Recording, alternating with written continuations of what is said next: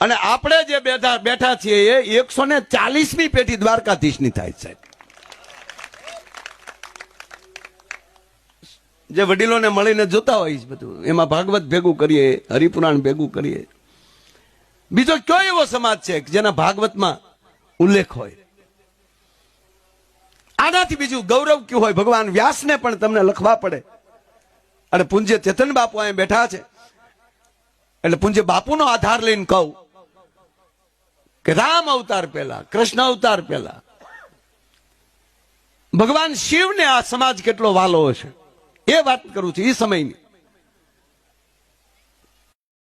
કામદેવને બાળીને ભસ્મ કરે નાના બાપુ, જયારે ભગવાન મહાદેવ છે કામદેવને બાળીને ભસ્મ કરે છે, દેવતાઓ મોકલે છે, આખી કથા છે.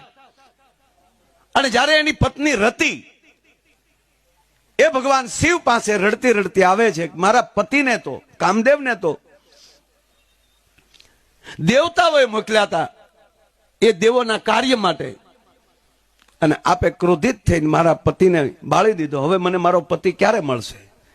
ત્યારે કૈલાસના ખોપરા ઉપર જયારે મીટિંગ થઈ છે ત્યારે ભગવાને કીધું છે, હવે શિવ મહાદેવ એમ કહે છે કે હવે વિષ્ણુ અવતાર લેશે પૃથ્વી ઉપર.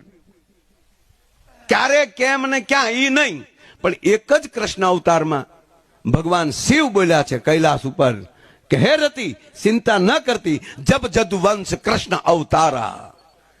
યારે યદુવંશની અંદર જયારે કૃષ્ણ અવતાર લેશે, છાતી ઠોકીને ડાયરેક્ટ કહી દીધું, અને કૃષ્ણ તને એ પતિ હોય તારા. કૃષ્ણની ઘેરે દીકરો થઈ અને કામદેવ જન્મ લેશે. એટલે રૂપાળા છે એનું કારણ એ છે, કામદેવે આપણો બાપ. વાલા લાગો છો ને, કારણ આ છે યાર.